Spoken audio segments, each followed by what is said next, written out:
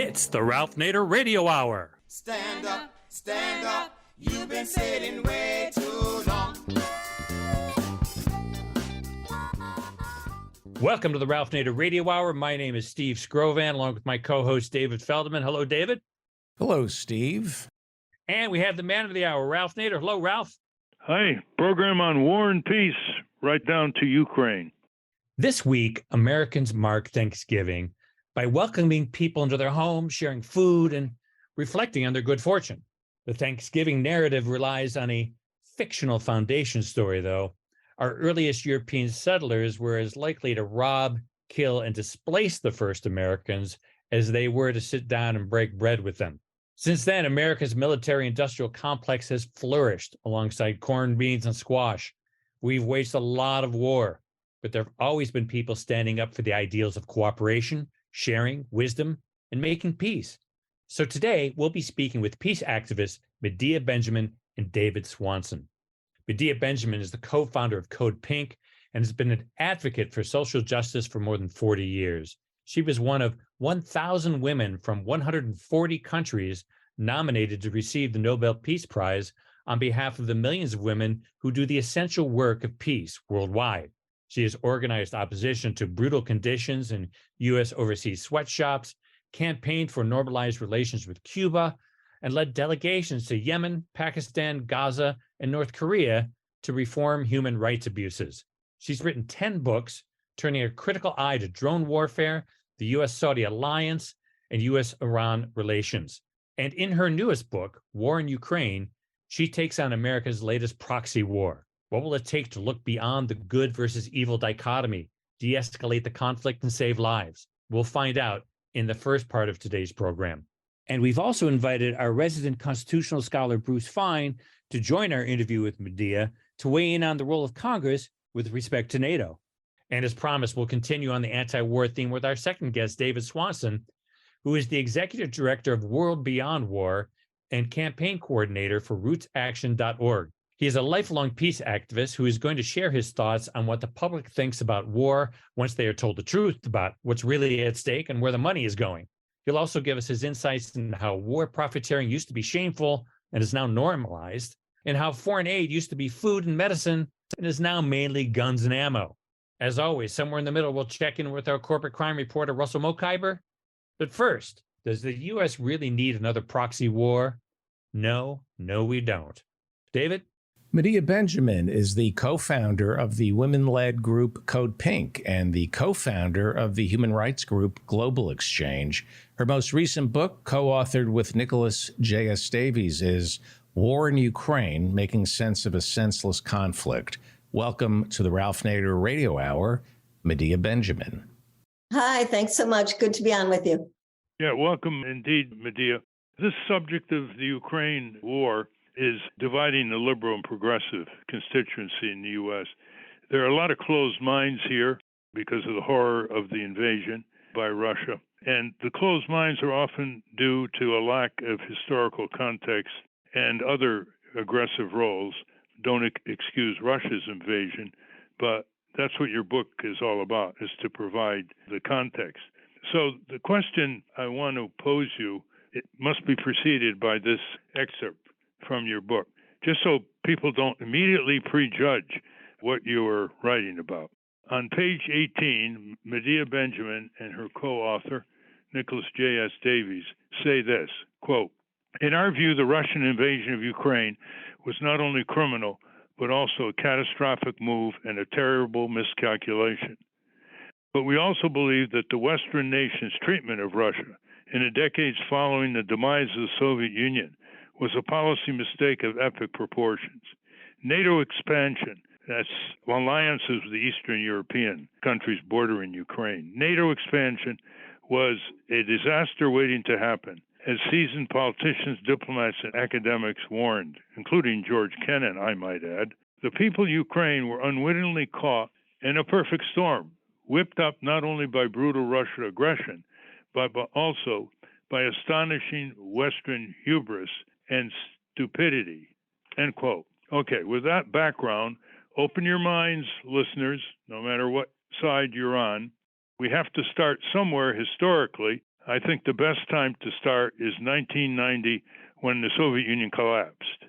And everybody was talking about a peace dividend, the end of the Cold War. Why don't you start there, Medea? Yes, nice to be on with you, Ralph. And it astounds me that people don't want to give any context as if this war just fell from the sky.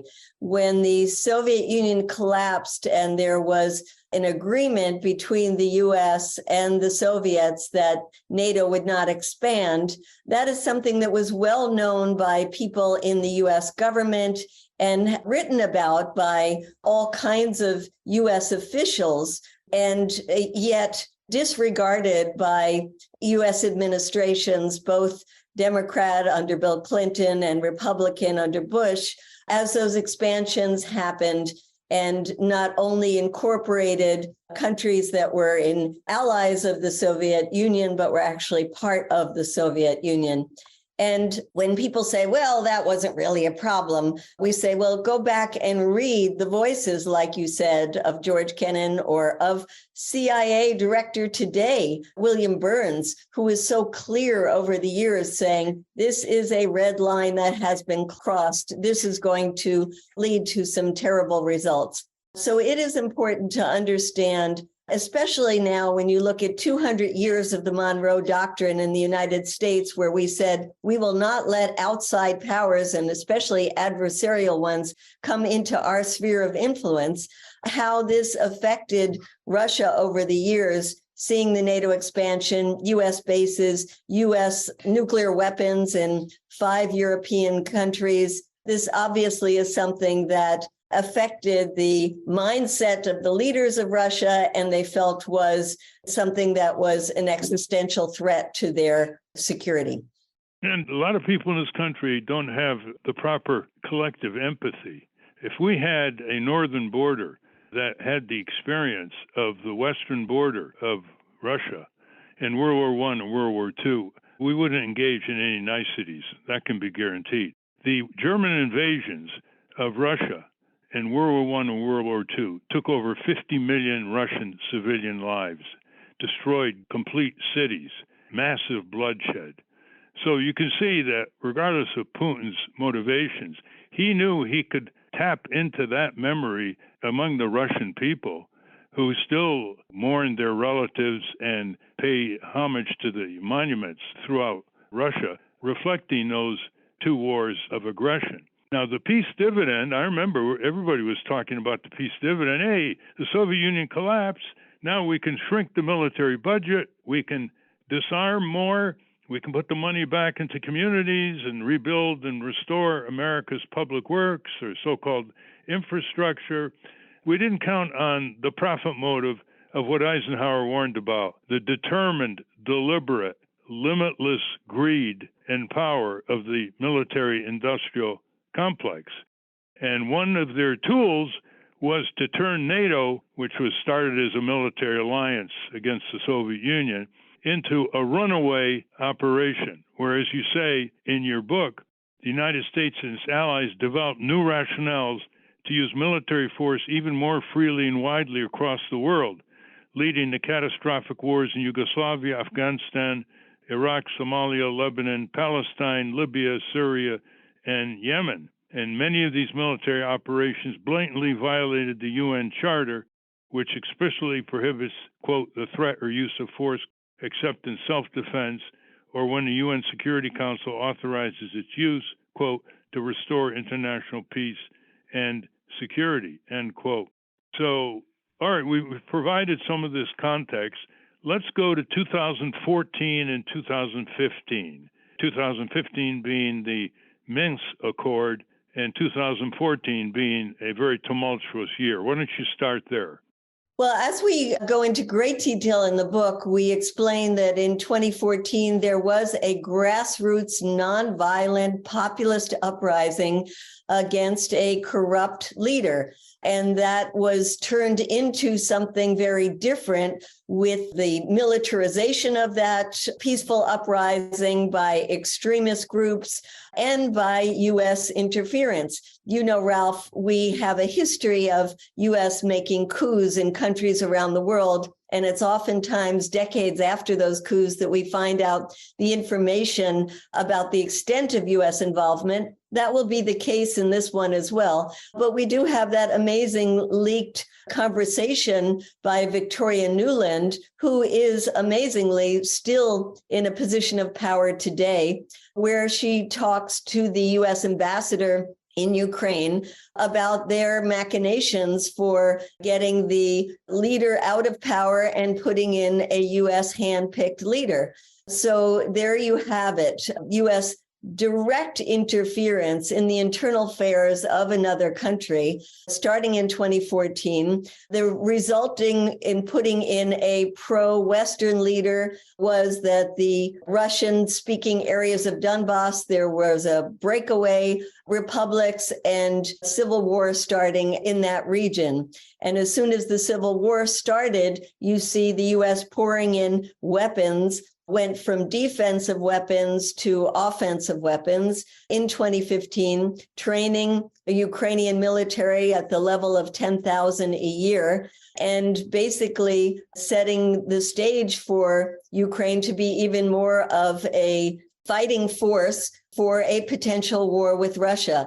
And in a time when almost simultaneously the U.S. has been accusing Russia of interfering in U.S. elections that brought Donald Trump to power, it's quite extraordinary and important to look back at this history and see the U.S. direct interference in the handpicking of the president, of the leader of Ukraine.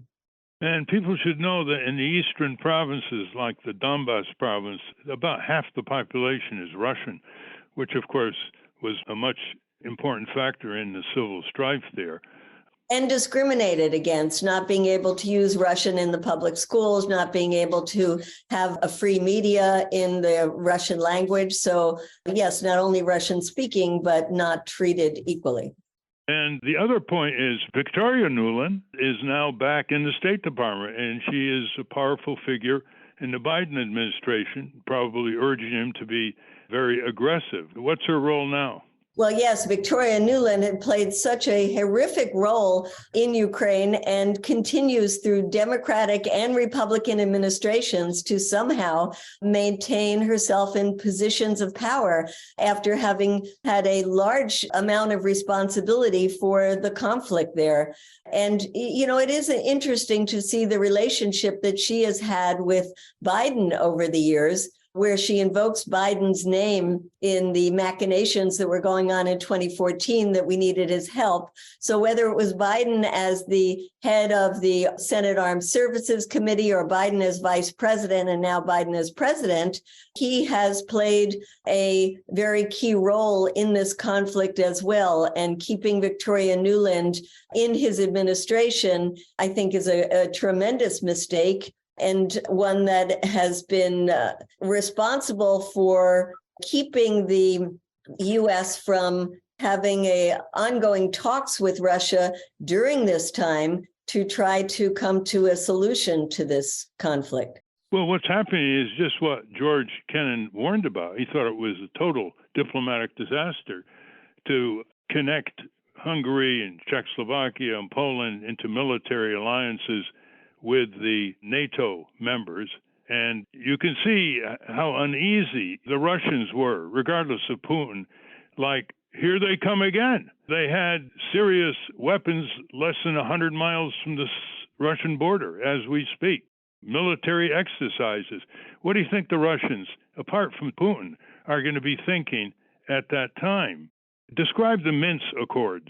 Well, the Minsk Accords were something that actually brought a certain level of peace to the region. The level of fighting that was going on in 2014 died down significantly once the Minsk agreement was agreed upon in 2015, and 1,300 monitors and staff from the Security Organization of Europe came in to be part of the implementation of those Minsk Accords. Unfortunately, the political side of the Minsk Agreement, which is that the people in the Donbas region were going to be able to have a referendum to decide if they would be autonomous, to be given the chance to have meetings directly with the head of the president of Ukraine. That political side of the agreement was never implemented because every time a leader of Ukraine, including Zelensky, who campaigned as wanting to implement those accords and speak to the leaders of the breakaway region, every time they tried to do it, they were threatened by the extreme right. Zelensky threatened that he would be hanging from a tree if indeed he went ahead and implemented the accords.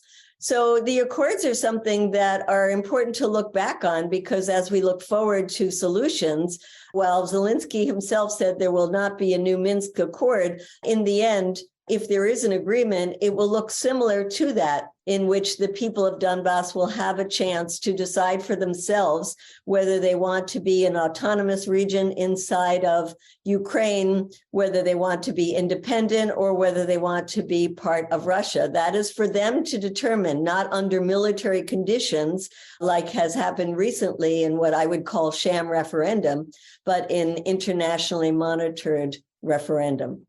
What people don't know is that Joe Biden doesn't have the authority to trigger the provision in NATO, which says impliedly, an attack on one member of NATO is an attack on all members of NATO, without defining what attack means, an errant missile or an outright invasion.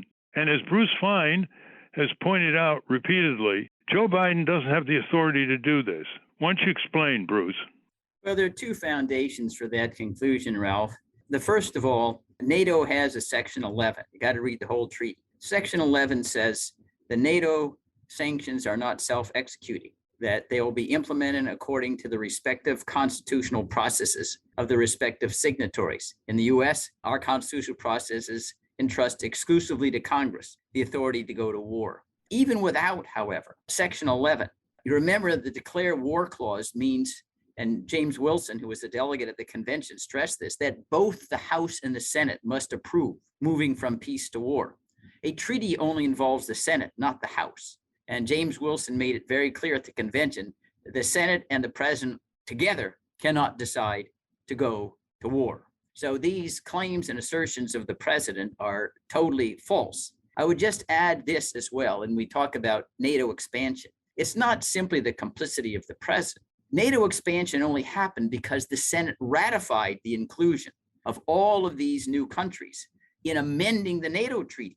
So Congress is a partner with the president in flouting the pledges to Gorbachev at the time against further NATO expansion east after the collapse and dissolution of the Soviet Union. Just another example of congressional dereliction. Well, can I add something about how Congress is entrusted with approving the money for this war? And when the $40 billion package came before Congress in September, there was not one Democrat that opposed it, but there were 57 Republicans in the House and 11 senators who did vote against it. Now there's another $37 billion that the White House has asked for that will be coming up soon. And unfortunately, we can expect that not one Democrat will stand up against that either, not even calling for auditing of that money as Rand Paul has done, and as there is a call for in the House from the Republican side as well. And that shows that wars, unfortunately, are also partisan issues, that when it's a Democrat in the White House, the Democrats are supposed to all fall in line. And when it's a Republican in the White House, maybe our progressive Democrats wouldn't be shot down when 30 of them signed a letter calling for negotiations and then within 24 hours had to withdraw it because of pressure from the party itself. And that's why it's so important that we build a people's movement that is not connected to partisan politics, but puts the pressure on all of our elected officials, and especially those who are supposed to represent us in Congress, to say, stop this blank check that will be over $100 billion by year's end to a war that the people inside the Pentagon say is not winnable on the battlefield. And before we extend that comment of yours, Medea, the Congress is starving the budget, the public health budget, for pandemic response and other public health menaces that are taking thousands of lives of the American people every week. So that always has to be kept in mind. We're talking to Medea Benjamin, who has been one of the most prolific ad hoc witnesses at congressional hearings before being escorted out. They would almost never allow her to be a formal witness at a congressional hearing. She was the founder and head of one of the major peace activist movements in America. You can only sense this, Bruce. Bruce was invited 200 times to testify. And as far as I know, you were never escorted out of the committee. I witnessed Medea being escorted out. The title of the book is War in Ukraine, Making Sense Out of a Senseless Conflict by Medea Benjamin and Nicholas J.S. Davies. All right, so you're a mobilizer, Medea. What do you think of the sequence? You know, they rose up temporarily and blocked Obama from moving into Syria. That was a bipartisan effort that turned members of Congress around, and they told Obama no, both Republicans and Democrats. What do you see as the movement here in the USA? Well, I think on the right, there are organizations, both libertarian and what's called the New Right, that are mobilizing. In fact, when those 57 Republicans voted against the $40 billion package, many of them said it was because they were hearing from their base. And I think it's important to recognize that Trump, as he is going around the country and using social media, and even when he made his speech saying that he was going to run for president again, talked about the issue of Ukraine, saying that if he were president, he would talk to Putin and the war would be over, which is something that Biden refuses to do. And people like Tucker Carlson on Fox News are calling for negotiations. On the progressive side, we have people who are going and meeting with their members of Congress. It's why 30 of them signed on to this letter that was unfortunately rescinded, but that will keep going. And we're working in other sectors. For example, right now we have a letter that we wanted to get 100 religious leaders to sign, introduced it 3 days ago, and we've way surpassed that. And it's calling for a Christmas truce like happened in 1914 during World War I. We have people in the environmental community that are able to mobilize large numbers of people, especially young people. And we're talking to them about the need to join forces because this war has been catastrophic, not only for Ukraine environmentally, but also for the planet because of the green light it's given to other countries to try to be the ones to substitute for the energy that's being boycotted in Russia. So we are looking sector by sector about how to mobilize and put pressure on our Congress and directly on the White House, because I think that it's the only way that we in this country can use our influence.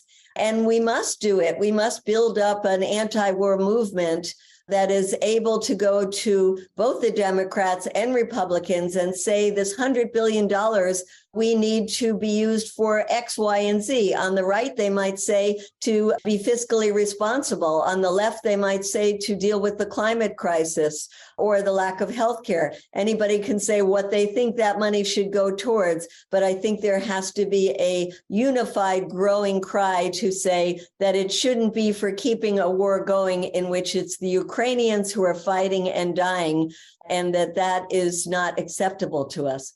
Well, I think the message from our listeners has got to be to the senators and representatives, negotiations now, negotiations now. Actually, the Ukrainians and Russians met in the early weeks of the Russian invasion in Turkey, and they started negotiating. It's not like, they're ironclad opposed to negotiation, because the Ukrainians know what's coming in the winter, and the Russians know how it's deep sixing more and more of their economic necessities. And of course, the larger aura of dread here is the conflict going out of control and spiraling into the use of nuclear weaponry. People should be terrified at the war that's going on now and at the possibility of this expanding to a nuclear confrontation. When we saw the missile that landed in Poland and unfortunately killed 2 people, that was a moment when I was holding my breath and saying, this is what we've been dreading. This is going to invoke Article 4 of NATO that would then lead to Article 5 of NATO and could lead to a direct confrontation with the West. And fortunately, that did not happen because it seemed that that missile did not come from Russia, but it could easily happen. We know what the fog of war is all about, and that whether intentionally or unintentionally, this could go beyond the borders of Ukraine very easily. And if you push Putin into a corner, as JFK said in him reflecting on the missile crisis of 1962 and his talks with Khrushchev, he said, never in a confrontation with a nuclear power put them in the position of either a humiliating retreat or the use of nuclear weapons. And that is such an important reflection to think on today, that while the West might want to, and of course Ukraine, push Putin into a corner, he's not going to leave with his tail between his legs and just go home. He has staked his entire reputation on this. And one more thing, Ralph, in terms of the possibility of negotiations, let's remember those negotiations in March and April actually were coming to a 15-point plan that looked very positive until the West, in the form of Boris Johnson and Secretary of Defense Lloyd Austin, came and torpedoed those negotiations. In the meantime, as the war has dragged on, there have been negotiations around the Zaporizhia nuclear plant, negotiations around the grain deal, getting grain out of Ukraine, negotiations and prisoner swaps.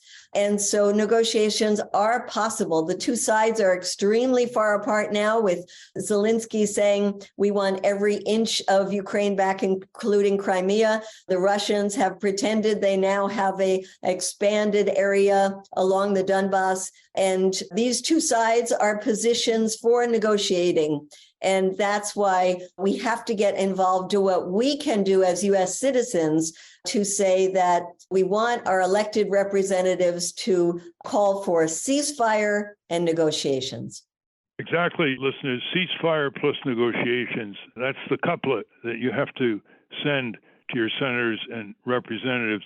Do you think there may be a silver lining for this cliffhanger victory by the Republicans in the House of Representatives, that they may have serious hearings on U.S. policy on Ukraine and stop allowing the policy of the U.S. to be reposited in the hands of one person, and in this case, Joe Biden, who doesn't really talk about the congressional role in initiating the war under the Constitution, as he's obligated to? What do you look forward to with this motley crew that's about to take over the House of Representatives?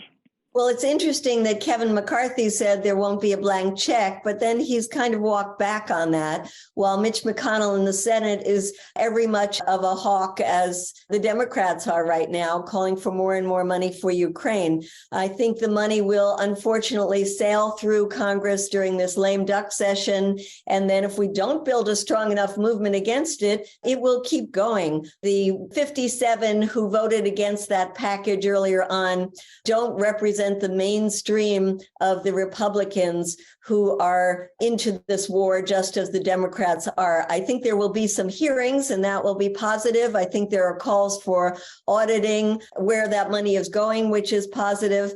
But in the end, I think it's going to take a couple of things. One is a groundswell from below, and other is that there is growing division inside of Europe itself, with the majority in Germany right now, who are really feeling the effect of the sanctions, now calling for negotiations. There will be stronger calls in more European countries that are feeling the real pinch of the blowback of these sanctions. That kind of division within Europe will be helpful in moving us towards a more realistic position. 2 silver linings that I want to say, if there is anything from this brutal, horrific war, is that more people know now what NATO is. Before, it was very hard to do any organizing against NATO because people had no idea what it is. And maybe we can build a stronger movement with our European allies to show NATO as not the defensive organization it's portrayed, but as the offensive, dangerous alliance that we should try to dismantle. And the other is nuclear weapons, and to be getting out, educating people that there is a UN ban on nuclear weapons right now, and that we must build up the power of people to get their countries to join that ban, especially the countries that are nuclear powers. So those are two big things that we can work on after we end this war. Can you tell our listeners of a little vignette when one of your colleagues went to a meeting between the Politico journalism group and Lockheed Martin just very recently?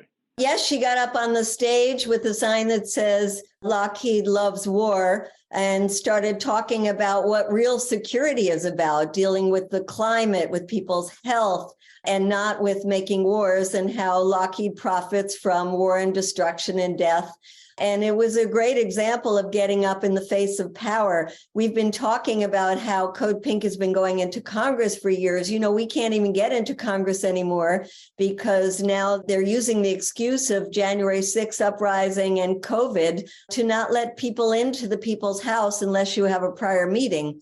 Quite telling that Politico, that calls itself a journal of reporters, is sponsored by the military. They even say it every time. This comes to you by Lockheed Martin. This comes to you by Northrop Grumman. This comes to you by Boeing. There's no separation between Politico and the merchants of death. So yes, it's important to get up there and call it out whenever we have the opportunity. I can feel the vibes from Steve and David. They want in. Steve? I just want to pick up on the corporate angle because that's what we do on this show. It's my understanding that if you sign on to NATO, you need to have NATO approved weaponry, or at least coordinated with other NATO countries. So that seems to be a huge spur to signing up more and more countries because the weapons makers make all of that money. Can you just confirm or elaborate on that for me? Absolutely. They call it interoperability. They have to be able to work together with the same kind of weapons, which was one of the reasons they said Ukraine would have to wait to be incorporated into NATO because they had a lot of Russian weapons. It's a tremendous boon, not only forcing them to buy their weapons from the United States or each of the Western companies, but also it's to spend more of their money on weapons. So 2% of your gross domestic product is supposed to be spent on the military according to the goals of NATO. And there are so many countries in Europe where the people have been fighting back and say, we want our money to go for healthcare. We want our money to go for college education. We don't want it to go to militarization. And yet NATO's goal is to get all of the NATO members, 40 members, to spend more money on the military. Finland and Sweden came in recently without any opposition whatsoever. It was actually virtually unanimous in the Senate. There was a couple of abstentions, but that was it. 2 new opportunities to sell U.S. weapons now, new countries. David? Thank you. Medea, last year at this time, President Biden spent Thanksgiving in the home of David Rubenstein, founder of the Carlyle Group. Is David Rubenstein a war profiteer? And could you tell us the specific names of the war profiteers advising Joe Biden? Well, I focus on the ones who actually make the weapons, like Lockheed Martin, Northrop Grumman, Boeing, General Dynamics, General Atomics. And you don't have to look very far because, did I say Raytheon? Because these people are all over the White House. They're in the White House. I mean, let's recognize that Lloyd Austin came from the board of Raytheon, and we have had other secretaries of defense and secretaries of state that come directly from these weapons companies. They are everywhere, of course, make their money from investing in these companies, but it's also intertwined that I wouldn't directly say that they are the ones that make the policies, but they certainly have a lot of influence in making them. The book is War in Ukraine, Making Sense of a Senseless Conflict by Medea Benjamin and Nicholas J. Davies. Medea Benjamin is arguably one of the top peace advocates in the country. She has been arrested in peaceful protest and dragged away. She has highlighted sweetheart congressional hearings that excluded the public. Thank you very much, Medea Benjamin. Thank you very much, Bruce Fine. To be continued. We've been speaking with Medea Benjamin. We will link to her book, War in Ukraine, at ralphnaderradiohour.com. Up next, we're going to ask the question, is there a world beyond war? But right now, we're going to check in with our corporate crime reporter, Russell Mokhiber. From the National Press Building in Washington, D.C., this is your Corporate Crime Reporter Morning Minute for Friday, November 25, 2022. I'm Russell Mokhiber. The watchdog group Better Markets is calling for an investigation into the Commodities Futures Trading Commission push for crypto-friendly legislation. The CFTC chair is using scare tactics to push Congress into blindly passing crypto-friendly legislation that installs a weak regulator as quickly as possible, even before anyone has examined how that regulator, the CFTC, has already failed to do its job to regulate FTX, and before anyone even knows how FTX imploded, much less how that might have been avoided by new legislation, said Better Markets CEO Dennis Kelleher. For the Corporate Crime Reporter, I'm Russell Mokhiber. Thank you, Russell. Welcome back to the Ralph Nader Radio Hour. I'm Steve Scrovan, along with David Feldman and Ralph. As we continue on our theme of anti-war, our next guest insists that we can live in a world beyond war. David? David Swanson is an author, activist, journalist, radio host, and Nobel Peace Prize nominee. He is executive director of World Beyond War and campaign coordinator for rootsaction.org. His books include War is a Lie and When the World Outlawed War. Welcome to the Ralph Nader Radio Hour, David Swanson. Honored to be here. Thank you very much. Indefatigable David Swanson. First question, tell us what your knowledge is about public opinion polls for peace and against war, both generally and on the military budget against spending the money on public works here. Let's give our listeners some idea of where people are coming from when they're polled on these subjects. Well, not my area of expertise, but I have looked at some of them in recent months and years and decades. And of course, for decades now, the general response of the U.S. public, when asked, has been in favor of moving money out of militarism and into things like education and the environment. And there was an institute at the University of Maryland that used to sit people down and tell them some useful information and then ask them again. And when people were shown the federal budget, overwhelming majorities dramatically wanted to move lots of money out of militarism and into education, environment, et cetera.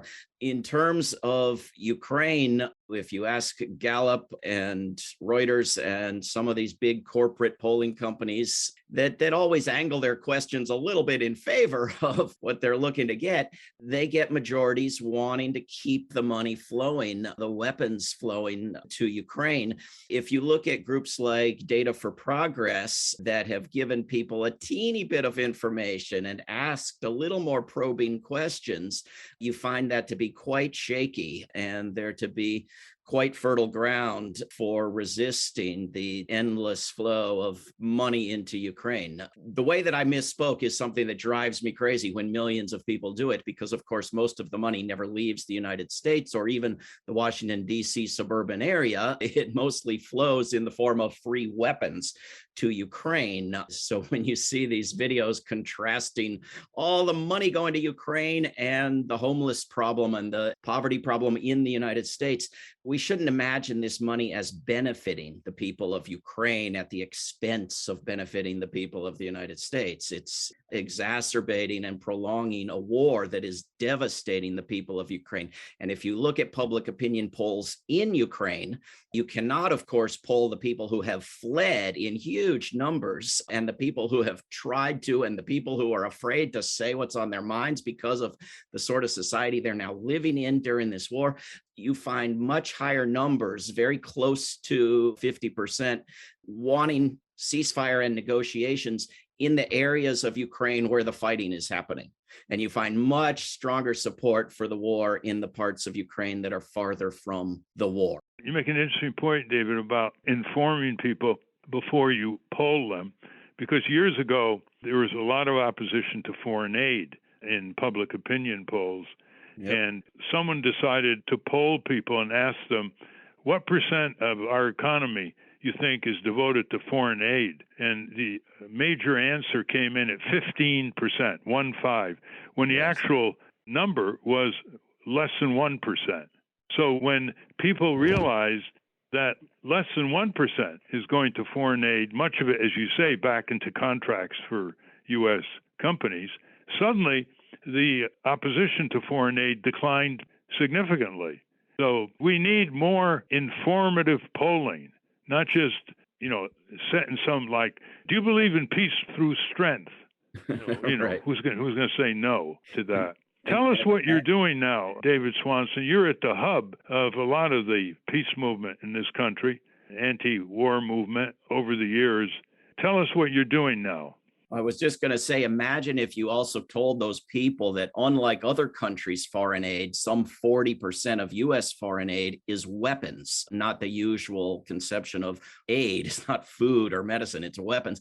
And that the U.S. is the top supplier of weapons to brutal, oppressive governments, dictatorships, as well as so-called democracies around the world. So one thing I do is try to talk to people about the things you aren't allowed to say. You watch the whole spectrum of US media this week from right to left, with the left being something like a John Oliver video denouncing FIFA for having the World Cup soccer tournament in a place like Qatar that has enslaved labor and abuses women and abuses gay people. And nowhere, including there, can there be any mention of the fact that the US military maintains permanent bases in Qatar, props up a brutal dictatorship there, sells them billions of dollars of weapons every year, funds their military with US tax dollars, buys huge quantities of oil from there, and of course, similarly has bases and troops in every country neighboring. And you're not allowed to say that, even though it fits exactly into the topic you're reporting on. And so one thing we just did this past week at World Beyond War was publish a tool where you can scroll around the globe and zoom in and get the details on any of nearly 900 US military bases that are outside of the United States. And what's the website? This is at worldbeyondwar.org, and then click for the section on bases. Do you know, during the Iraq War and Afghanistan War, we would see full-page ads in the Washington Post by anti-war groups, one called The World Can't Wait. And we don't see those anymore. What's going on? Is the anti-war movement getting weaker, getting more budget restricted, or what? That's certainly a big part of it, and has been since around 07, 08, when, as you know, the Democratic Party shifted its resources into electing Obama, and before that, whoever the nominee would be. And a couple of professors who interviewed peace activists at rallies and not at rallies for years and wrote a book called Party in the Streets determined the major factor in the rise of peace activism in 02 through 06 and decline thereafter was party identification. If the Democratic Party was pretending or somehow honestly opposing war, I don't know that you can characterize it that way, people would oppose war. And when the Democratic Party wasn't opposing war, people wouldn't oppose war. And so there was a loyalty to party identity that weakened loyalty to a position in favor of peace.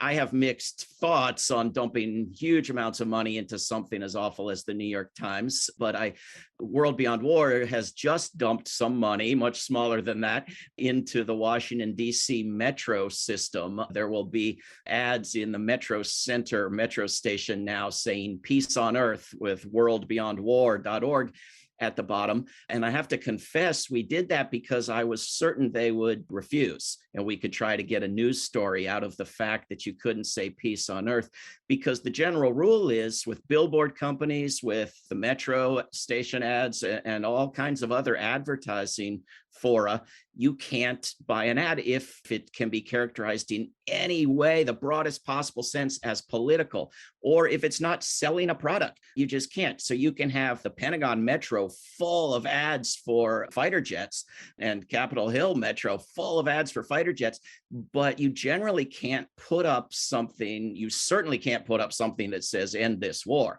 I didn't think we would get away with peace on earth during the holiday season, but we did. So there is a little bit of advertising going on. Well, I always look at trends in civic mobilization, David, and it seems to me that the trends are reducing the influence of the peace movement. You have Congress being closed out now, as Medea pointed out. You can't really go into Congress and go door to door. You have to get a special dispensation by a member of Congress. You have a situation where the membership of these groups are shrinking. You remember the tremendous number of people who supported the moratorium, the nuclear freeze under Reagan. You don't have anything close to the 200 to 300,000 people who marched in Washington in 2004 and 5 against the criminal war in Iraq by George W. Bush and Dick Cheney. You have almost no champions in Congress. You had a unanimous Democratic Party, as we discussed earlier, supporting appropriations for Ukraine. Usually you have people like Senator Wayne Morris or Congressman Dennis Kucinich or Congressman Walter Jones. You don't have anybody anymore who's willing to stand up and give you a foothold, and you certainly don't have any congressional hearings on tap. I'm just pointing to a few of these now. You have less attention by the press. Even the independent media doesn't seem to be as interested as they were years ago. Give us your view on all this. Do you see a sort of a closing out trend here?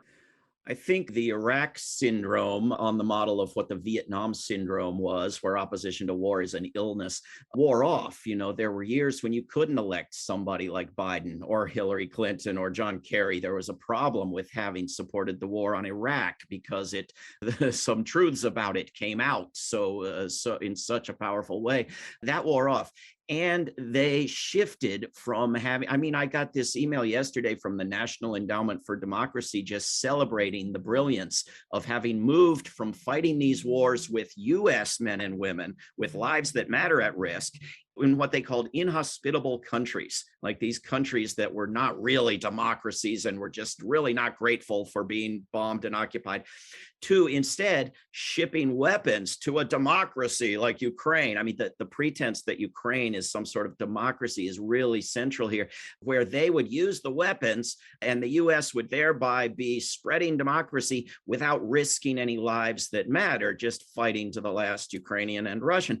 And this is what they've done. They've made war something that involves no US lives, Congress members' families or otherwise, or very, very few, and not officially a US war.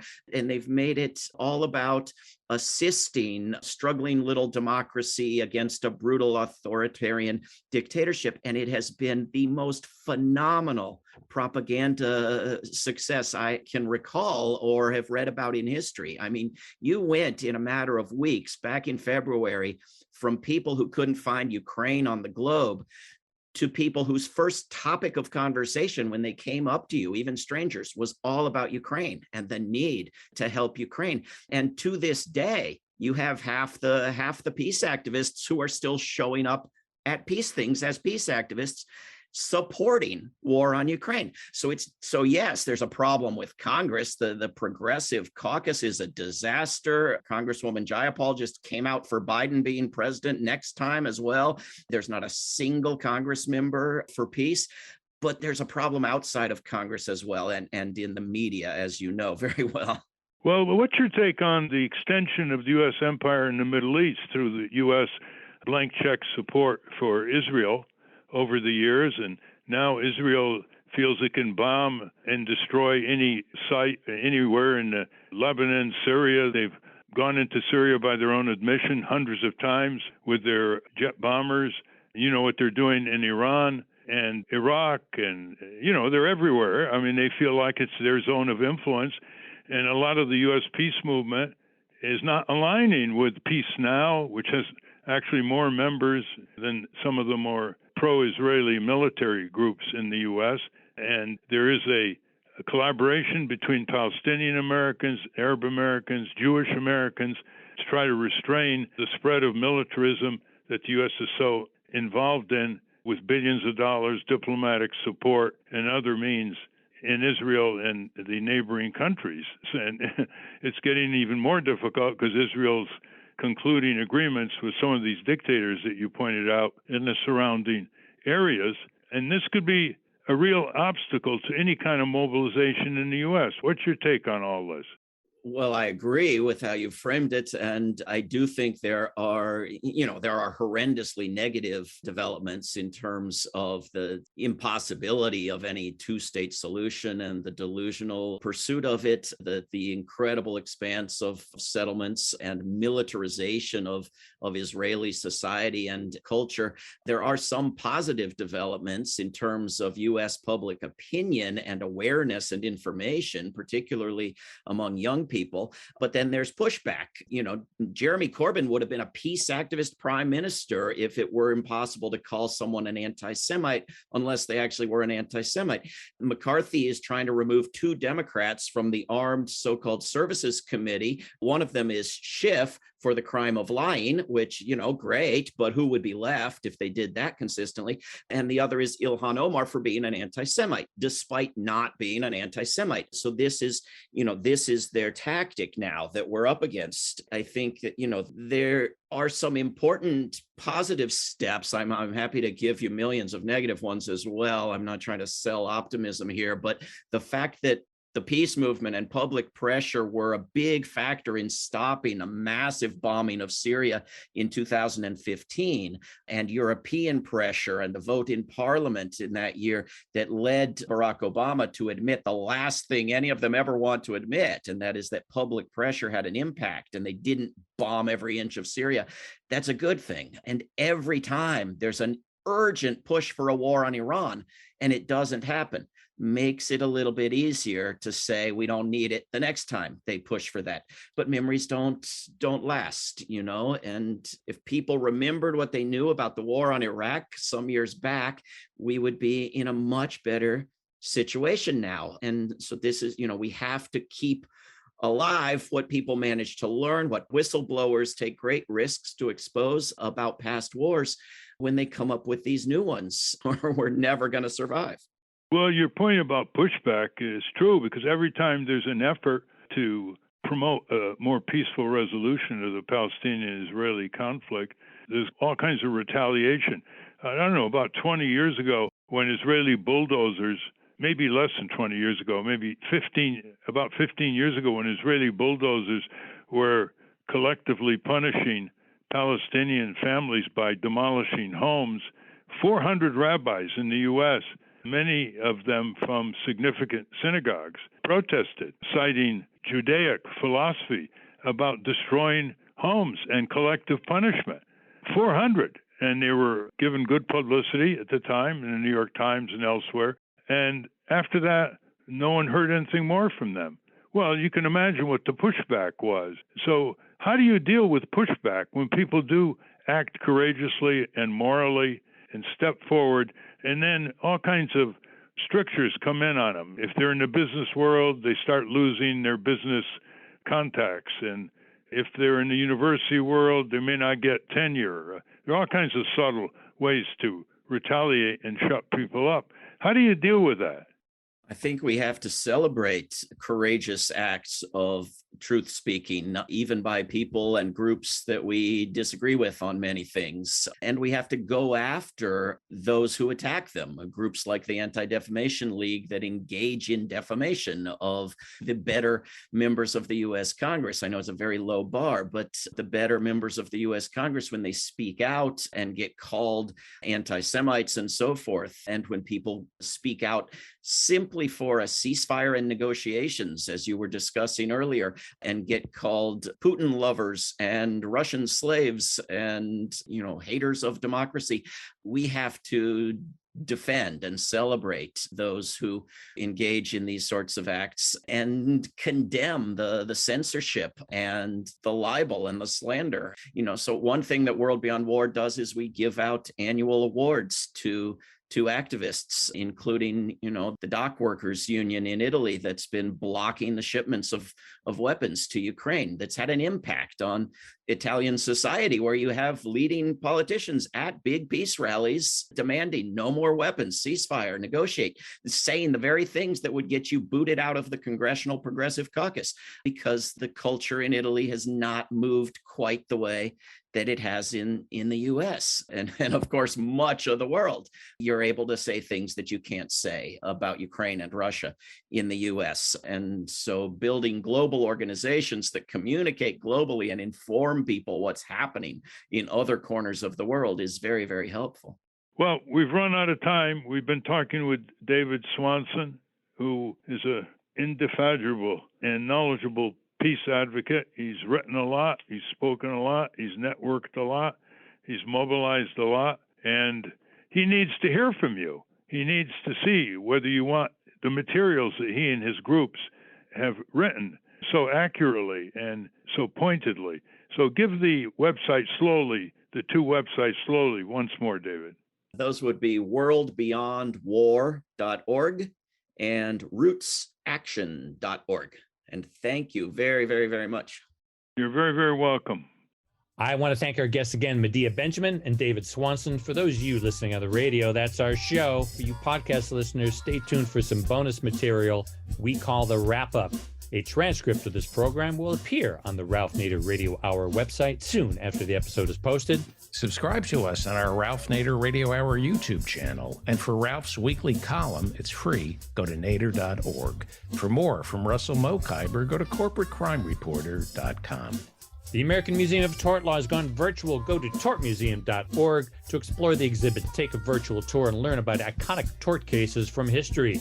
To order your copy of the Capitol Hill Citizen, Democracy Dies in Broad Daylight, go to capitolhillcitizen.com. And remember to continue the conversation after each show. Go to the comments section at ralphnaderradiohour.com and post a comment or question on this week's episode. We'll pick some standout comments, ask Ralph for his response, and post his reply. The producers of the Ralph Nader Radio Hour are Jimmy Lee Wirt and Matthew Marin. Our executive producer is Alan Minsky. Our theme music, Stand Up, Rise Up, was written and performed by Kemp Harris. Our proofreader is Elizabeth Solomon. Our associate producer is Hannah Feldman. Our social media manager is Stephen Wentz. Join us next week on the Ralph Nader Radio Hour. Thank you, Ralph. Thank you, everybody. Remember, especially Congress Club members, get a hold of the Capitol Hill Citizen. It's in print only, and pass it along. It's a great discussion piece. It's covering Congress unofficially. You know what's right and you know what's wrong. Rise up.